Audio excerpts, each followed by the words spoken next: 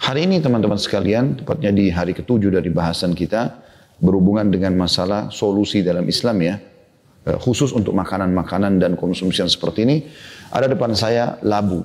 Ya. Labu ini tidak asing bagi orang kita tentunya ya, apapun jenisnya.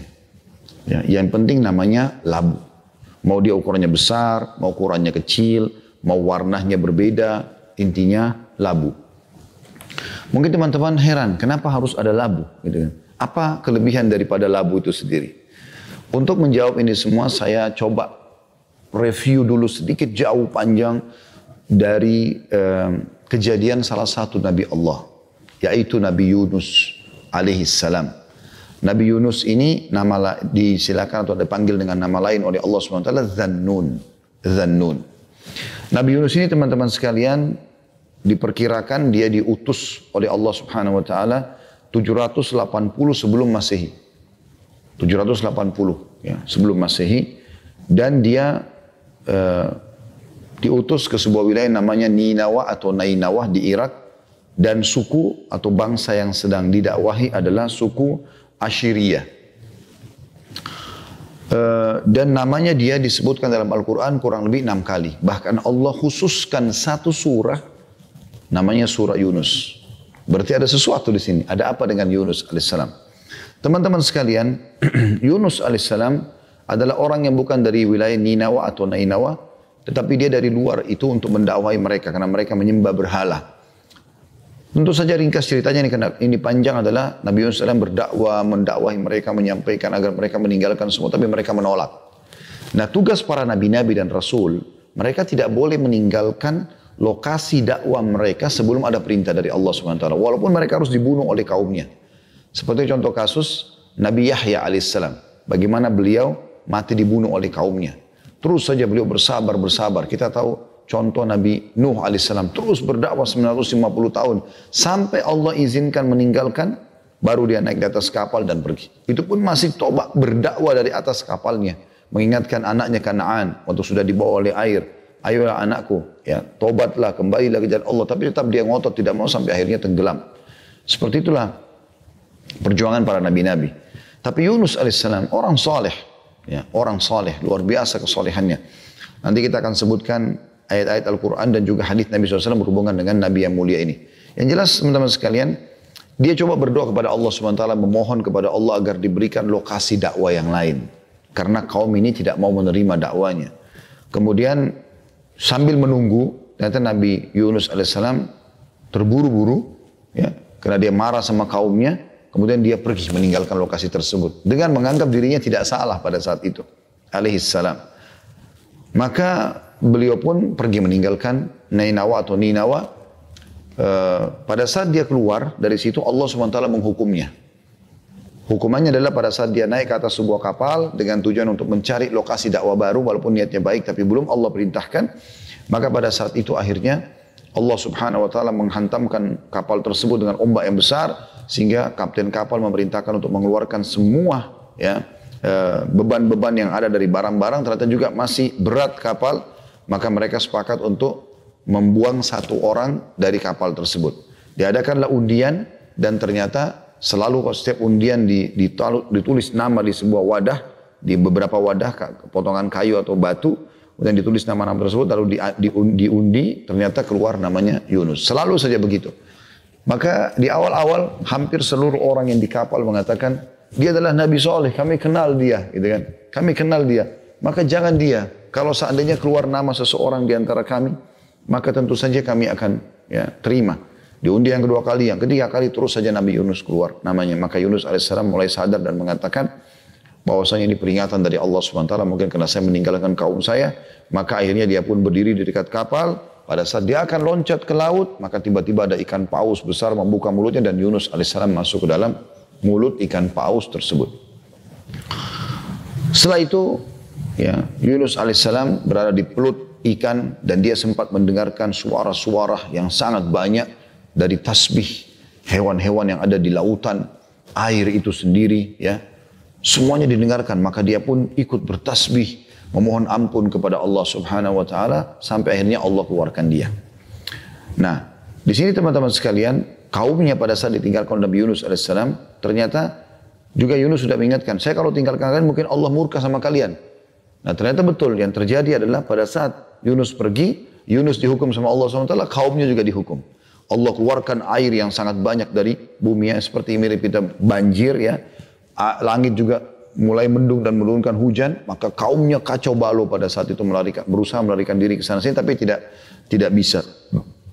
Mereka artinya tidak tahu harus kemana, karena perkampungan mereka itu kurang lebih terdiri dari 100.000 orang sekian. Itu kalau mereka keluar dari pintu gerbang mereka, di luarnya padang pasir. Perkampungan yang lain semuanya jauh dari situ, gitu kan. Maka mereka tidak tahu harus kemana. Kebetulan raja mereka atau pemimpin suku mereka pada saat itu, lalu kemudian berdiri, ya, lalu naik ke atas sebuah tempat yang tinggi lalu berkata, wahai kaumku, percuma kita lari. Sepertinya ini yang diancamkan oleh Nabi Allah Yunus. Oleh karena itu, daripada kita lari meninggalkan ini, lebih baik kita coba sujud semuanya, kita panggil Tuhannya Yunus, Allah, kita mohon ampun padanya, kita nyatakan kita beriman, siapa tahu kita bisa selamat. Karena kita lari pun tidak tahu mau kemana. Maka semuanya patuh pada saat itu sujud, lalu kemudian mereka menyatakan beriman kepada Allah. Dengan hikmah Allah subhanahu wa ta'ala, air yang di bumi terisap kembali, kemudian langit pun menjadi cerah.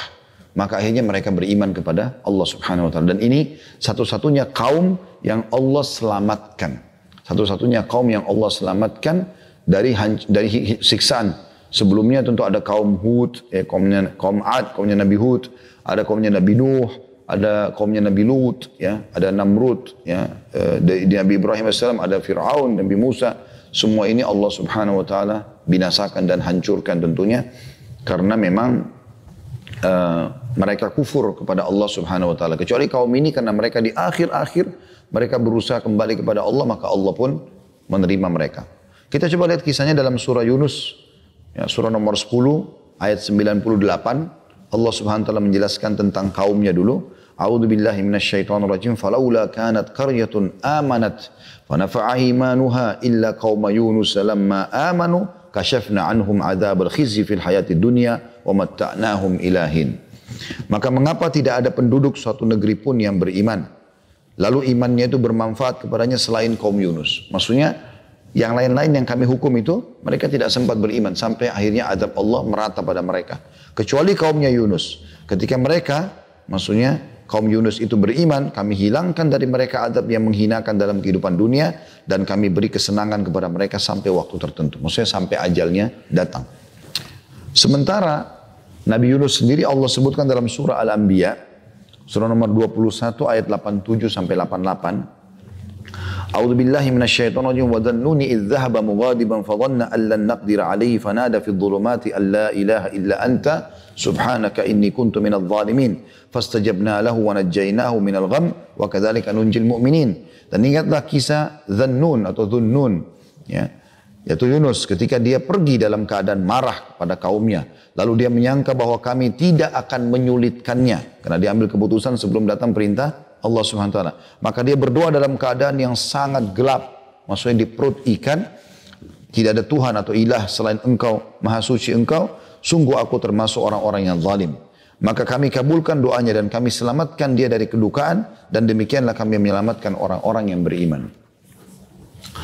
Kemudian teman-teman sekalian. Ayat yang lebih lengkap lagi, ya, menjelaskan masalah ini adalah surah As-Saffat. Anda silakan buka. Surah nomor 37 ayat 139 sampai 148. Allah SWT berfirman, A'udzu billahi minasyaitonir rajim. As-Saffat surah nomor 37 ayat 139 sampai 148. Wa inna Yunus laminal mursalin id abqa ilal fulkil mashhun fasahama fakana minal mudhadhin faltaqamahu al-hutu wa huwa mulim falawla annahu kana minal musabbihin lalabitha fi batnihi ila yaumi yub'atsun fanabadhnahu bil ara'i wa huwa saqim wa ambatna alayhi shajaratan min yaqtin wa arsalnahu ila mi'ati alfin aw yazidun fa amanu famatta'nahum ila hin. Dan sungguh Yunus benar-benar termasuk seorang rasul. Ingatlah ketika dia lari meninggalkan kaumnya ke kapal yang penuh muatan. Kemudian dia ikut diundi. Ternyata dia termasuk orang-orang yang kalah dalam undian. Maksudnya tadi dia kapal dihantam oleh ombak dan harus, ya, ada yang dikeluarkan dari dari kapal tersebut, maka dia ditelan oleh ikan besar dalam keadaan tercelah. Saya tercelah di sini ya, karena meninggalkan perintah Allah Subhanahu wa taala, ya. Maka sekiranya dia termasuk orang-orang yang banyak berzikir kepada Allah Subhanahu wa taala, sekiranya dia tidak termasuk orang yang banyak berzikir, ya, maka niscaya dia akan tetap di perut ikan itu sampai hari kebangkitan, sampai hari kiamat. Kata sebagian ulama tafsir, bahwa tidak dibangkitkan dari perut ikan itu, gitu kan. Kemudian kami lemparkan dia ke daratan tandus, ya, karena dia bertobat, dia beristighfar, dia mengakui kesalahannya, maka Allah buat ikan itu memuntahkan, ya, dia ke tanah tandus padang pasir di pinggir pantai, ya. Lalu Allah mengatakan sedang dia dalam keadaan sakit. Kenapa sakit di sini? Karena, ya, dia berhari-hari, ya, atau bahkan mungkin bisa lebih lama daripada itu. Ya, tidak ada satupun ulama tafsir yang memastikan tentang jumlah berapa lama di perut ikan. Tapi dia terombang-ambing. Anda bayangkan Anda berada di perut ikan paus, dan ikan paus menelan air laut yang asin, menelan segala macam hewan-hewan laut yang merupakan makanan dia, gitu kan. Dan ada dalam perut dengan bau yang busuk, dengan gelap, ya, dengan luar biasa. Bajunya pun sampai sobek-sobek. Dia tidak tahu harus buat apa. Mau makan pun tidak tahu harus makan apa. Kita kalau ada di atas kapal pun, kapal yang normal, bukan ikan yang menyelam ke sana sini, mungkin sedikit aja ada ombak, kita sudah mual, ya. Kita sudah pusing, kita sudah merasa mau muntah dan seterusnya, ya. Kalau terus berjam-jam ombak itu mungkin bisa orang pingsan, ya. Seperti itulah. Lemas, ya. Makanya Allah mengatakan, maka dia sudah sekian lama di perut ikan, kami lemparkan dia ke daratan tandus karena taubatnya dia, sedang dia dalam keadaan sakit. Kemudian, ini saksi bahasan kita, untuk dia kami tumbuhkan sebatang pohon dari jenis labu. Ya. Dan kami utus dia kepada 100.000 orang atau lebih, sehingga mereka beriman. Karena itu kami anugerahkan kenikmatan hidup kepada mereka hingga waktu tertentu. Ya. Jadi jelas di sini bagaimana, ya, Allah Subhanahu wa taala menggambarkan setelah Yunus alaihissalam dikeluarkan dari perut ikan dalam kondisi dia sakit, dia lemah, ya. Allahu alam berapa hari, mungkin berapa bulan dia ada di dalam perut ikan itu. Lalu Allah sebutkan yang Allah berikan kepada dia setelah dimuntahkan oleh ikan adalah labu. Pertanyaannya sekarang, kenapa labu? Kenapa bukan yang lainnya? Ya, berarti ada sesuatu dengan labu ini sampai Allah Subhanahu wa taala memudahkan, ya, dia untuk memulihkan kembali kesehatannya dengan labu ini. Para ahli tafsir, ya, berpendapat bahwa lamanya Yunus tinggal di dalam perut ikan itu tidak ada yang mengetahuinya, ya. Hanya Allah yang mengetahui. Apakah itu berhari-hari, apakah itu berbulan-bulan. Dan dia dibawa berenang oleh ikan tersebut di laut lepas serta diombang-ambingkan oleh ombak. Apalagi kita tahu mungkin dalam perut ikan tidak ada tempat untuk berpegang pada saat terjadi goncangan, ya. Yunus sempat mendengar tasbih dikumandangkan oleh ikan-ikan besar dan ikan-ikan yang lainnya atau hewan-hewan di laut, termasuk dalamnya mendengar tasbih biji-bijian kepada Rabb yang menciptakan langit dan bumi yang berlapis 7 dan semua yang ada di antara keduanya. Maka pada saat itu pun dia akhirnya juga berzikir kepada Allah dengan mengucapkan la ilaha illa anta subhanaka inni kuntu minadh dhalimin. Ini zikir yang luar biasa. Tidak ada Tuhan yang berhak disembah kecuali Engkau, ya Allah, ya. Aku termasuk orang-orang yang zalim. Aku termasuk orang-orang yang zalim. Kemudian Allah Subhanahu wa taala menyelamatkan dia sebagaimana tadi sudah kita bahasakan. Tentu akan ada insyaallah biidznillah nanti akan ada pertemuan khusus, ya. Saya akan bahas panjang lebar tentang kisah 25 nabi dan rasul dengan izin Allah. Saya harap doanya teman-teman sekalian. Kita akan adakan tablik akbar atau tema khusus masalah ini, ya. Akan panjang lebar saya jelaskan, tapi yang kita tibarkan di sini bagaimana Yunus alaihissalam diberikan oleh Allah Subhanahu wa taala setelah dia dalam kondisi lemah, ya. Dia tidak tahu harus kemana, gitu kan. Maka dia pun akhirnya diberikan oleh Allah Subhanahu wa taala labu, ya, diberikan oleh Allah Subhanahu wa taala labu, ya. Sebagian ulama mengatakan potongan daripada ayat Allah Subhanahu wa taala surah As-Saffat 37 ayat 146 wa ambatna alaihi syajaratan min yaqtin, kemudian untuk dia kami tumbuhkan sebatang pohon dari jenis labu. Ibnu Mas'ud, Ibnu Abbas, Ikrimah, Mujahid, Sa'id bin Jubair, Wahab bin Munabbi dan Hilal bin Yasaf, Abdullah bin Taus, As-Su'di, Qatada, Ad-Dahak, Ata Al-Khurasani dan beberapa ulama lain mengatakan yaqtin adalah pohon labu. Ya. Sebagian ulama juga mengatakan penumbuhan pohon labu tersebut mempunyai manfaat yang sangat besar. Di antaranya adalah bahwa daun pohon labu itu sangat rindang, tidak ditempati oleh serangga, dan buahnya dapat dimakan baik yang masih muda maupun tua, mentah maupun masak, dapat mencerdaskan otak, dan masih banyak lagi manfaat lainnya. Nah, jadi ini tanggapan ulama tafsir dulu ya tentang masalah kenapa Allah Subhanahu wa taala memberikan kepada Yunus alaihissalam yaqtin atau dub juga dalam bahasa Arab, atau dengan nama-nama yang lain ya seperti kita Indonesia labu misalnya.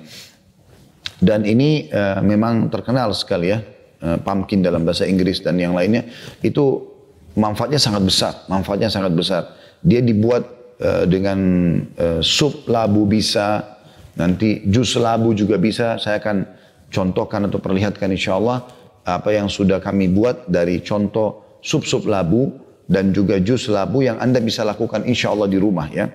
Itu biidznillah akan bisa memberikan manfaat kepada Anda tentunya. Ini saya baca dari kitab Sahih Kisah Anbiya yang ditulis oleh Al-Hafidh Ibnu Al-Kathir. Baik, saya akan masuk lebih jauh teman-teman sekalian tentang masalah yaqtin atau labu ini. Dan kemarin ada di antara teman-teman yang sempat menanyakan masalah buku dan saya janjikan pada hari ini. Saya mengambil buku dari ensiklopedia Mukjizat Ilmiah Hadis Nabi, Dr. Ahmad Syauqi Ibrahim ya, Rahasia Tumbuhan dan Manfaatnya. Ini tentu ada banyak jilidnya, ini jilid 5. Ada ini mungkin kalau tidak salah lebih dari 10 ya. Saya mengambil dari sini karena ada data-data ilmiah yang saya lihat ya. Di dalamnya pun ini ada foto-foto ya, ada gambar-gambar. Walaupun ini gambarnya masih hitam putih ya. Nanti ada buku yang lain yang saya juga jadikan sebagai rujukan, itu berwarna ya, lebih menarik daripada ini, tapi ini termasuk rujukan saya. Sebenarnya sebagaimana saya bahasakan teman-teman, saya tidak sedang berhubungan pada penerbit buku ini untuk mempromosikannya atau apa, sama sekali tidak. Ini nggak ada endorse, nggak ada apa ya. Ini murni saya melihat di sini ada data-data, maka saya pun mengambil data dari situ. Ini hanya karena ada pertanyaan dari beberapa ikhwah tentang masalah itu ya. Maka saya pun akhirnya mengambil dari, saya menjelaskan referensi ini ya. Di sini saya akan bacakan ada di halaman 72 khusus bahasan setelah membahas Habbatus Sauda dalam buku ini, beliau membahas masalah yaqtin. Imam Bukhari meriwayatkan, Katiba menyampaikan kepada kami hadis riwayat Malik ibn Abi Talha dari Anas ibn Malik radhiyallahu anhu, inna khayyatan da'a Rasulullah sallallahu alaihi wasallam li ta'amin sana'ah. Qala Anas fadhahabtu ma'a Rasulillah sallallahu alaihi wasallam fara'aituhu yatatabba ad-dubba'a min hawalail qas'ah. Qala falam azal uhibbu ad-dubba'a min yawma'idh. Artinya seorang khayyat ini lebih tepat tukang jahit ya, di Madinah pernah mengundang Rasulullah SAW untuk menyantap makanan yang dimasaknya sendiri. Orang itu kebetulan masak sendiri, kemudian dia hidangkan untuk Nabi SAW. Seorang sahabat mulai meriwayatkan hadis ini bernama Anas ibn Malik radhiyallahu anhu menyampaikan kepada kita, mengatakan aku pun pergi ikut bersama dengan Rasulullah SAW, lalu aku melihat beliau terus mencari yaqtin atau labu manis atau dubba, dikatakan dubba, di antara makanan yang ada pada mangkuk. Anas bin Malik mengatakan, mulai hari itu aku sangat menyukai labu. Jadi waktu dihidangkan oleh pemilik rumah itu labu atau sayuran yang ada labunya, maka dia Nabi SAW pun kata Anas bin Malik sibuk mencari ya labunya itu, potongan labunya, dan beliau memakannya. Maka Anas bin Malik menangkap pesan di situ, Rasulullah SAW tidak mungkin menyukai ya sayuran ini atau buah ini kecuali memang ada manfaatnya gitu kan. Karena memang beliau pasti dipandu oleh Tuhannya Allah subhanahu wa ta'ala. Di dalam riwayat yang lain, itu riwayat Bukhari ya. Dalam riwayat yang lain disebutkan juga, فَقَرَّبَ إِلَى رَسُولِ اللَّهِ صَلَى اللَّهُ عَلَيْهِ وَسَلَّمْ خُبْسًا وَمَرَقًا فِيهِ دُبَّاءٌ وَقَدِيدٌ. Dan disajikan kepada Rasulullah SAW roti serta sayur kaldu ya, yang di dalamnya terdapat labu dan daging kering. Ya, jadi labu ini Anda bisa kelola ya dengan segala macam, tapi yang disebutkan dalam hadis ini adalah sayuran, sop, kemudian dipotong labu seperti umum kita biasa buat di Indonesia ya. Kemudian ditaburi di atasnya daging kering. Ya mirip mungkin kalau kita biasa makan Indonesia bubur ayam ya, biasanya buburnya dan ditaburilah ayam yang suiran di atasnya. Mungkin mirip seperti itu ya. Kemudian dalam riwayat Tirmidzi, An-Nasa'i juga Ibnu Majah meriwayatkan dari Hakim bin Jabir dari ayahnya sebagai berikut, dakhaltu 'ala Nabi sallallahu alaihi wasallam wa indahu hadhihi ad-duba. Faqultu ma hadha? Qala al-qar'u wa huwa ad-duba'u nukthiru bihi ta'amana. Aku masuk ya kata Jabir radhiyallahu anhu, aku masuk berkunjung ke rumah Rasulullah sallallahu alaihi wasallam dan beliau memiliki labu. Lalu aku atau perawi hadis ini bertanya, apa namanya ini? Maka Rasulullah SAW menjawab, ini adalah labu. Hendaklah kita banyak menjadikannya sebagai makanan yang kita santap. Jadi Nabi SAW suruh memperbanyak konsumsi labu. Ya. Dari riwayat pertama Nabi diundang untuk makan di rumah seorang sahabat, lalu beliau terus mencari potongan-potongan labunya sampai Anas bin Malik menyukainya. Riwayat yang kedua, Nabi SAW ya, dihidangkan sayuran atau sop labu yang ditaburi daging kering. Riwayat yang ketiga tadi, bagaimana Nabi SAW memerintahkan agar kita memperbanyak labu itu sendiri sebagai santapan. Imam Bukhari juga dan Imam Muslim serta Ashabus Sunan atau Ashabus Sunan ini adalah Ibnu Majah, An-Nasa'i, Abu Dawud, Tirmidzi ya, menyeriwayatkan juga dari Abdullah bin Maslamah dari Malik bin Abdullah bin Abi Talha sebagai berikut, annahu sami'a Anas bin Malik yaqul inna khayyatan da'a Rasulullah SAW li ta'amin sana'ah فذهبت مع رسول الله صلى الله عليه وسلم فقرب خبز شعير ومرقا فيه دباء atau فيه دباء وقديد فرأيت النبي صلى الله عليه وسلم يتتبع الدباء من حوالي القصعة فلم أزل أحب الدباء بعد يومئذ. Malik pernah mendengar Anas bin Malik menyampaikan, sesungguhnya seorang tukang jahit di Madinah mengundang Rasulullah SAW untuk menyantap makanan yang dimasaknya sendiri. Aku pun ikut bersama dengan Rasulullah SAW. Kemudian disajikanlah kepada beliau roti gandum serta sayur kaldu yang di dalamnya terdapat labu dan daging kering. Aku pun melihat beliau terus mencari labu tersebut di antara makanan yang ada pada mangkuk. Ya, mulai hari itu aku sangat menyukai labu tersebut. Dalam bahasa Arab, labu ini memiliki banyak nama. Ada yaktin dalam surah As-Saffat sudah disebutkan. Ada dubba disebutkan dalam riwayat ini. Juga ada kar'u. Ya, adalah nama yang digunakan bagi buah labu dengan segala macam jenisnya. Besar, kecil, berbeda warna kah, ya. Ya itu semuanya sama ya. Hadis tersebut menunjukkan bahwa atau kepada kita bahwa Rasulullah SAW sangat menyukai labu. Tidaklah serta-merta beliau menyukai segala sesuatu kecuali terdapat rahasia besar padanya. Seperti misalnya dalam buku Tarkib Al-At'imah atau kandungan gizi pada makanan, disebutkan bahwa yaktin mengandung 80% air. Kandungan gulanya sangat sedikit, kira-kira 6,4% saja, dan kandungan seratnya 1,7%. Setiap 100 gram yaktin atau labu akan memberikan 65 nilai kalori saja, sehingga ia adalah makanan yang sangat bagus bagi mereka yang hendak menurunkan berat badan.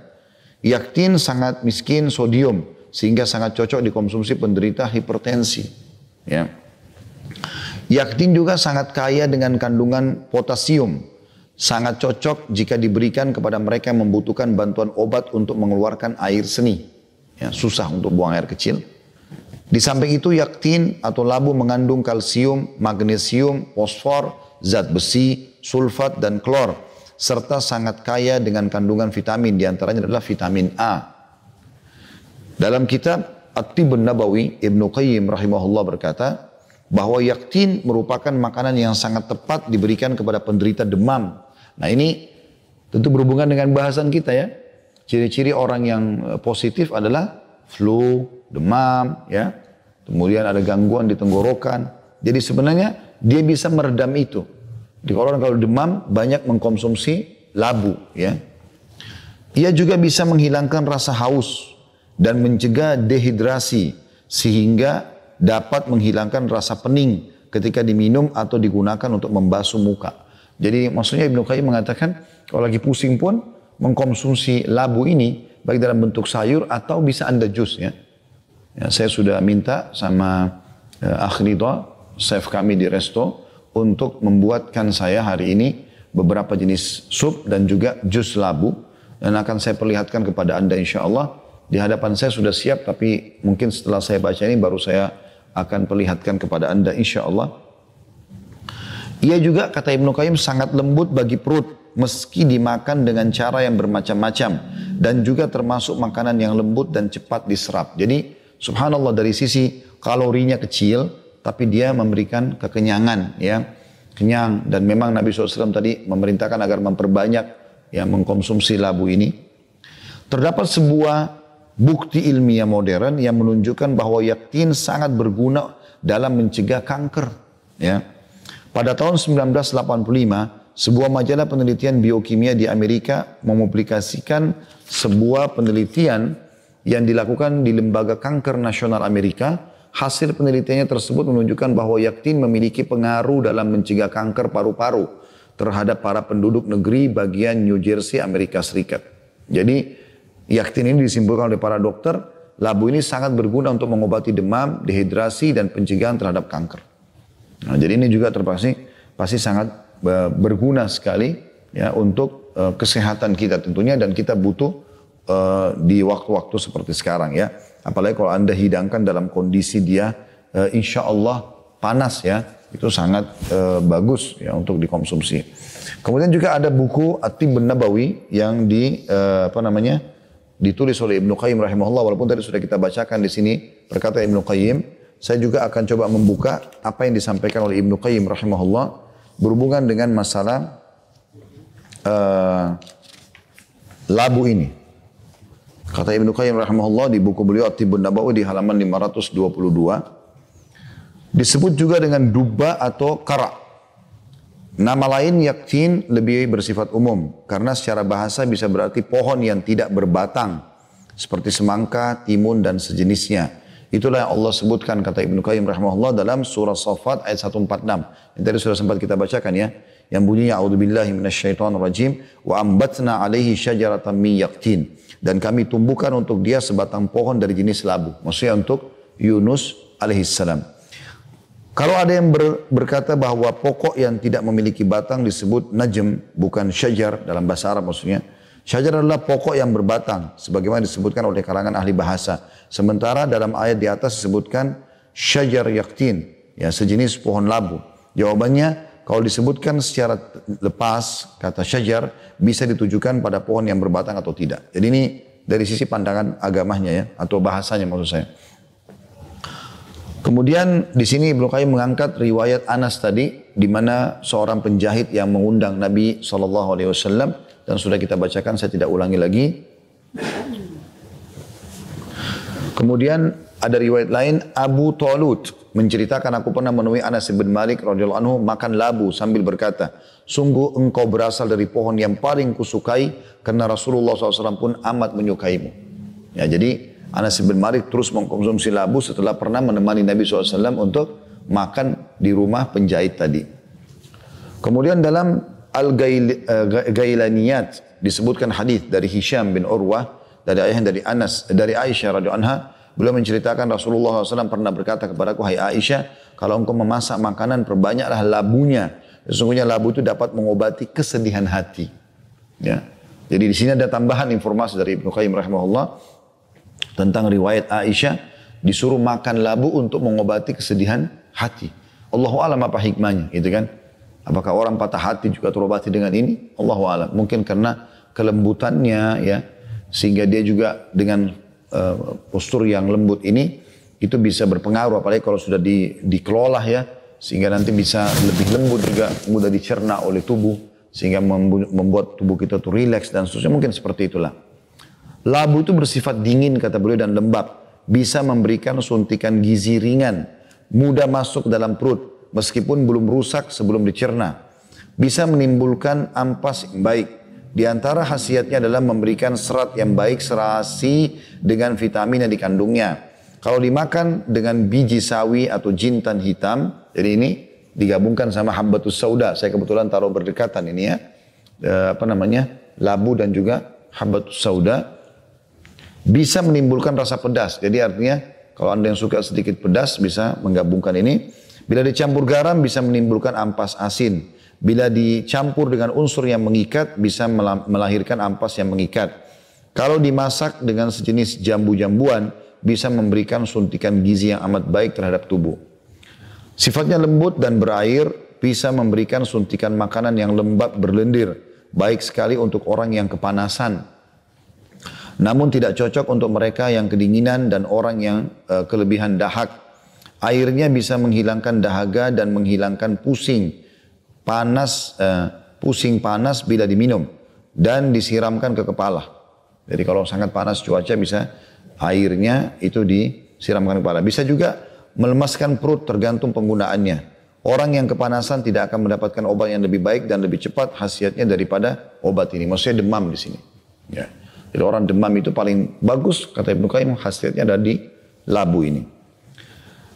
Di antara khasiatnya juga, kata Ibnu Qayyim rahimahullah, bila dilumurkan ke tepung, lalu dibakar di atas tungku dan dikeluarkan airnya, kemudian diminum dengan dicampur minuman ringan lainnya, bisa meredam panas yang menjadi-jadi, menghilangkan dahaga, dan memberikan suntikan gizi yang baik sekali. Dan kita tahu tentunya orang yang sedang kena corona ini butuh asupan gizi, ya, tambahan supaya kekebalan tubuhnya meningkat. Kalau diminum dengan buah-buahan, ya, bisa mempermudah keluarnya enzim. Kalau dimasak dan diminum airnya dengan madu atau campuran atau buah natron, bisa mencairkan dahak dan kelenjar. Ya. Kalau ditumbuk lalu dijadikan pembalut di bagian atas kepala bisa membantu mengatasi radang otak. Bila diperas lalu airnya dicampur dengan air tawar lalu diteteskan ke telinga bisa berkhasiat mengatasi pembengkakan dalam telinga. Labu itu sendiri berkhasiat mengobati bengkak mata dan encok yang panas. Ya. Jadi ini perkataan Ibnu Qayyim rahimahullah. Beliau mengatakan juga buah ini amat berkhasiat sekali bagi mereka yang memiliki pencernaan panas dan terserang demam. Kalau di dalam lambung bertemu dengan makanan yang tidak baik, bisa segera terkontaminasi sehingga kembali ke asalnya dan menjadi rusak serta menimbulkan ampas yang tidak baik pula. Cara mengatasinya adalah mencampurnya dengan cuka atau yang pahit-pahit. Ya, ini Ibnu Qayyim sebutkan rahimahullah dalam buku beliau At-Tibbun Nabawi di halaman 522 sampai 524 sebagaimana sudah saya bacakan tadi. Kemudian teman-teman sekalian juga ada referensi yang lain yang saya ambil dalam beberapa kali pertemuan kita sama ensiklopedia Mukjizat Al-Quran dan Hadis, ya. Kalau ini saya ambil dari jilid 6-nya. Ya, kalau tadi saya ambil dari jilid 5-nya. Kalau ini saya lihat penulisnya atau penyusunnya banyak sekali, ya. Nama-nama orang yang ditulis di sini mungkin tidak kurang dari 50 sampai 70 nama. Rata-rata profesor doktor semuanya, ya, penulisnya di awal bukunya. Buku ini sudah lama saya beli beberapa tahun yang lalu. Saya taruh di perpustakaan di lemari. Saya baru cek pada saat ingin membahas tema ini dan saya temukan juga cukup banyak. Nah, cuma bedanya kalau buku ini teman-teman sekalian dia lebih berwarna, ya. Dia lebih hidup, ya, karena dia pakai hardcover dan dia lebih berwarna, ya, seperti ini. Ya, dan ini ada bahasan khusus di sini masalah keajaiban ilmiah dubba dalam hadis, ya. Dubba tadi sudah kita bilang bisa bermakna bisa semakna dengan yaktin, ya. atau labu. Saya akan bacakan di sini. Di awalnya dalam buku ini disebutkan riwayat Anas bin Malik tadi ya. Semua hampir mengangkat riwayat yang sama tentang masalah undangan seorang penjahit kepada Nabi SAW di Madinah dan menghidangkan sop yang ada labunya, gitu kan? Lalu kemudian Nabi SAW terus memakan atau mencari potongan-potongan labu itu. Di sini juga beliau mengatakan bahwasanya dubba dengan huruf dal dibaca bertasydid dan bersyakal dhamma memiliki arti sejenis labu. Ada yang berpendapat nama dubba dikhususkan pada labu yang bulat. Namun menurut An-Nawawi dalam Syarah Al-Muhadzab, dubba dikhususkan untuk labu yang kering. Intinya labu kering, labu basah, yang besar, yang kecil, intinya sebagaimana saya bahasakan tadi adalah labu, ya. Hadis di atas juga menunjukkan bahwa Rasulullah SAW sangat menyukai labu. Segala sesuatu yang disukai Rasulullah SAW pastilah memiliki rahasia besar. Demikian komentar pakar-pakar. Ya. Kemudian disebutkanlah, kata beliau, ada apa dengan labu kalau begitu? Di dalam buku Tarkib Al-At'imah atau struktur makanan tadi sudah kita sempat bacakan, dikatakan labu itu, ini ada tambahannya. Labu memiliki kadar air sekitar 7%, sedikit gula dan serat. Sebanyak 100 gram labu hanya mengandung 1 kalori. Buah ini bagus untuk orang yang ingin mengurangi berat badan, memiliki sangat sedikit sodium, dan cocok sekali untuk para penderita tekanan darah tinggi. Kaya dengan potasium yang sangat diperlukan oleh penderita penyakit kencing batu. Di samping itu juga mengandung kalsium, magnesium, fosfor, ya, kemudian ferrum atau besi, belerang atau sulfur, dan juga klorin. Selain itu buah labu kaya sekali terutama dengan vitamin A. Dan juga di sini dinukil oleh penulis ya, atau penyusun ensiklopedia ini perkataan Ibnu Qayyim rahimahullah, dan sudah kita bacakan dari perkataan itu. Tapi saya tutup dengan ini, saya ingatkan kembali kata beliau, labu termasuk santapan segar bahkan kaya gizi. Penderita demam dapat menggunakan air yang dikandungnya. Labu juga dapat menghilangkan rasa haus dan pusing-pusing jika diminum atau disapukan ke wajah. Buah ini dapat juga berkhasiat mengendorkan perut dengan cara apapun dan merupakan makanan yang paling lunak dan cepat dicerna. Di samping itu terdapat bukti baru bahwa labu berguna untuk mencegah kanker. Ya, sebagaimana juga ada kata penyusun ensiklopedia ini, Jurnal Penelitian Biokimia pada tahun 1985 menerbitkan sebuah hasil penelitian di salah satu penerbitan atau salah satu pusat rehabilitasi kanker di Amerika Serikat yang menunjukkan bahwa labu memang dapat mencegah kanker paru-paru pada warga New Jersey, Amerika Serikat, sebagaimana juga sudah kita bacakan pada buku yang sebelumnya.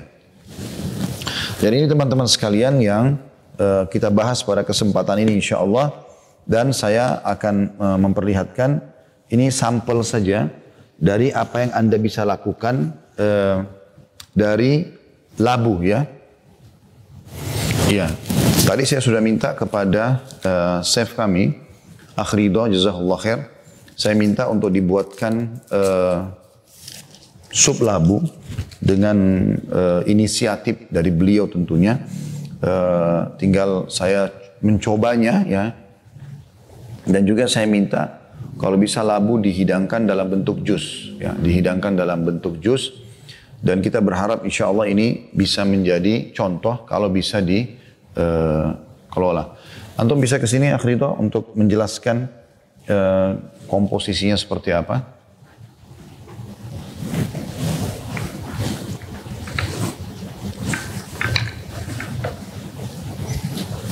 Coba. Bismillah. Sebelah sini Akh. Ini antum buat apa ini? Yang panas ya? Ya, panas. Kalau ini? Sama panas. Enggak, ini maksudnya apa aja komposisinya? Ini labu, ayam, dan ada mie. Oh, pakai mie. Ya. Jadi ini mungkin cocok sama kita ya, orang di Indonesia, karena kita suka dengan mie ya. Saya akan coba. Ini karena saya tadi baru minta dari beliau. Bismillahirrahmanirrahim. Ada sambal ya, ada pedas. Ya, saudaraku seiman, ini yang sudah dibuat inovasi oleh Akh Ridho, jazakallahu khairan. ada mie, ada ayam, sama labu. Ya. Dan ini kalau menurut saya, Allahu alam sangat enak. Ya. Dan insya Allah dia bisa, kita bisa mendapatkan dua hal paling tidak. Yang pertama itu adalah, kalau ini makanan kesukaan Nabi SAW. Dan yang kedua, memang dia banyak manfaat sebagaimana kita sebutkan tadi. Kalau yang kedua ini apa, akhi? Kalau ini yang original tadi sama apa? Berarti labu dengan masih ada potongan-potongan labu ya. Nah ini juga bisa teman-teman sekalian, labunya dihaluskan dulu ya. Dihaluskan dulu sehingga menjadi seperti sup. Lalu kemudian di sini ada diletakkan potongan-potongan labunya ya. Bismillah. Ya ini terasa kental sekali ya labunya. Berarti nggak dicampur apa-apa ya. Dia hanya labu dengan rempah. Dan ada campuran itunya, madunya tadi tuh. Oh pakai madu? Ya, jadi manisnya ke itu. Kira-kira takarannya seperti apa ini? Kalau satu porsi sih, Ana tadi bikin 300 gram labu, bumbunya sekitar 30 gram, dan madunya cuma 1 sendok teh. Ini berarti luar biasa ya. Ya, teman-teman bisa, ini karena saya bukan ahli masak, kebetulan di sini alhamdulillah ada Ridho dan bisa membantu saya, dan saya sendiri merasa sangat enak ini. Insya Allah juga kita akan coba hidangkan di Ajwad Resto ya. Karena saya melihat ini memang sangat besar manfaatnya. Dan ini belum ada ya, kita belum ada dalam menu, dan insya Allah kita baru rencana karena saya baru tes juga sekarang. Tapi rasanya cukup bagus, apalagi kalau ada manfaat madu tadi. Kalau yang ketiga ini? Kalau ini kita dipadukan dengan daging kambing. Jadi dia labu aja. Labu. Ini apa, di blender atau? Di blend. Di blender sampai halus, kemudian ditaruh rempah ya. Ya. Intinya satu mangkuk 300 gram labu itu dengan 30% rempahnya ya. Satu porsi. Satu porsi ya. Bismillah. Kalau ini diperkuat ya dengan adanya potongan kambing. Sebagaimana tadi kita sempat dengar, kalau Rasulullah SAW dihidangkan beliau sup labu dengan potongan daging kering ya, potongan daging kering. Baik, ini dingin ya, Ini dibuat jus. Tadi, coba Mas Olo. Ini apa ini? Labu? Ini anak kolaborasikan susu, labu, habbatus sauda, madu. Oh, oke. Bismillah.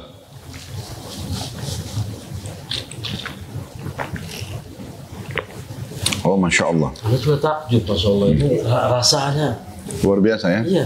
Berarti Allah kasih kita petunjuk hari ini, alhamdulillah. Baik, untuk kita juga manfaatnya insya Allah. Karena kita mendapatkan Allah mudahkan ilmu. Tadi sebenarnya sebelum acara ini saya cuma ketemu sebentar dengan Akh Ridho dan saya bilang saya butuh untuk hari ini memperlihatkan kepada teman-teman, siapa tahu bisa dibuat adonan labu, ya, apalagi dengan warna yang menarik seperti ini ya. Ini bisa meningkatkan selera, ingin makan dengan rasa juga yang cukup, insya Allah. Dan ini juga ada jusnya ya, ada jusnya. Mungkin di sini jenis rempahnya aja apa, Dok? Kita pakai rempah yang jelas, kita Ajwad punya rempah khas ya, khas Ajwad. Enggak terlepas daripada itu, maksudnya mungkin teman-teman di rumah bisa membuat sendiri. Apa kira-kira, misalnya garam, kemudian pakai apa, lada. Ini sebenarnya pembuatan ini cukup simpel kalau menurut Ana. Kalau menurut Ana cukup simpel karena rempah pun kalau mau dibikin dengan rempah di Indonesia itu bisa, cuman lada putih sama jintan. Kira-kira takaran-takarannya? Caranya kalau yang buat 300 gram. 300 gram itu seperti apa besarnya kira-kira? Ya. Dari sini? Maaf, ini 300 gram ya. Seukuran ini. Oh, berarti satu garis ya? Satu garis. Berarti ini teman-teman sekalian, ini masukan dari Akh Ridho. Ini kan ada garis-garisnya ya. Satu garis ini berarti 300 gram. Kisaran nah, kisarannya. Berarti ini yang akan jadi satu mangkok tadi ya. Ya, terus kemudian 300 gram ini. 300 gram. Ana campur jintan, lada putih. Jintan kira-kira takarannya? Jintannya Ana pakai tadi setengah sendok teh. Oh, setengah sendok teh. Oke. Berarti ini sendok teh ya, seperti sendok madu ini, seperempat ini?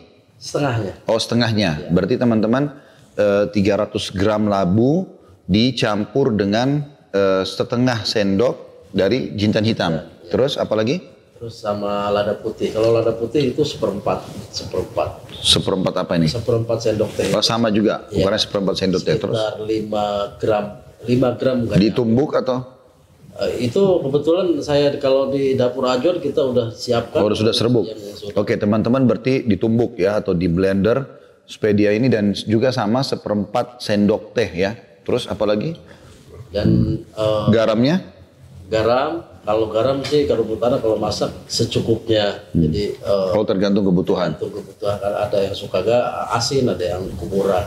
Kita standarnya sih kalau satu porsi itu seperempat sendok teh juga. Seperempat teh. Dan itu madunya kalau bisa setelah masak baru tuangkan, baru campur madu biar madunya benar-benar berasa. Oh, oke. Madu pun bebas ya, tergantung. Satu sendok teh kira-kira? Kurang? Saya tadi pakai satu sendok teh. Oke. Kalaupun punya stok madu banyak, Fadl, Oke.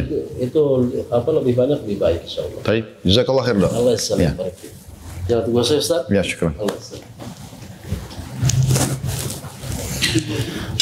Baik teman-teman sekalian, itu tadi Akh Ridho yang memang keterampilan beliau masak ya.